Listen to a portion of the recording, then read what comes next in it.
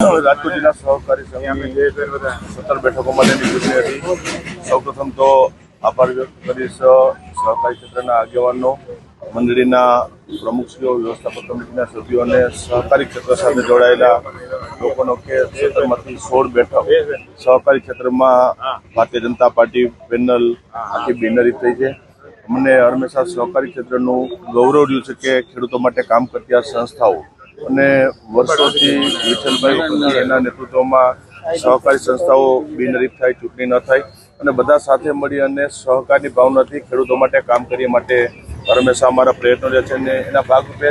જિલ્લા સંઘની ચૂંટણીમાં 17માંથી 16 બેઠક રાજકોટ અને મોરબી બંને જિલ્લાની અંદર બિનહરીફ છે। રાજકોટ તાલુકાની એક બેઠક માટે જ્યારે સામે એક ઉમેદવારી પત્રક ભરાણું હતું ત્યારે મેં એમને પણ સમજાવવાના પ્રયત્નો કર્યા હતા કે સહકારી ક્ષેત્રમાં ચૂંટણી ન થાય માટે પહેલેથી પ્રયત્નો રહ્યા છે અને ખેડૂતો માટે એક સારું કામ કરીએ બધા સાથે મળીને મારી કાયમી માટે ભાવના અને પ્રયત્નો છે, છતાં પણ એક બેઠક માટે ચૂંટણી થઈ છે। ચૂંટણીની પ્રક્રિયા ચાલે છે, વોટિંગ ચાલી રહ્યું છે અને અમારી પેનલના ભારતીય જનતા પાર્ટી પેનલના ઉમેદવાર મનસુખભાઈ સંખાવરા જંગી લીડ સાથે જીતવાના છે અને 17 બેઠક જિલ્લા સંઘની અંદર ભારતીય જનતા પાર્ટીની બંને ભાજપના છે। ભાજપમાં કે સહકારી સંઘની નો વાત નથી, કારણ કે રાજકોટ અને મોરબી બંને જિલ્લા આવડી મોટી સહકારી સંસ્થાઓ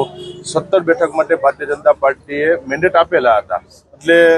આખા મોરબી અને રાજકોટ જિલ્લાની અંદર અન્ય તાલુકામાં ક્યાંય પણ એક ઉમેદવારી પત્ર આવ્યું નથી। ભારતીય જનતા પાર્ટી પ્રેરિત જ અમારી પેનલ છે અને એક બેઠક માટે આવ્યું હોય તો સ્વાભાવિક ક્યાંક ને ક્યાંક કોઈ કદાચ ફોર્મ ભર્યું હોય તો પણ પાર્ટીએ જે મેન્ડેટ આપ્યું હોય પાર્ટીના કાયદેસરના ઉમેદવાર કહેવાય અને રાજકોટ તાલુકાના તમામ આગેવાનો સહકારી સંસ્થાઓના ચૂંટાયેલા પ્રતિનિધિઓ અત્યારે મનસુખભાઈ સંખાવરા અમારા ભારતીય જનતા પાર્ટીના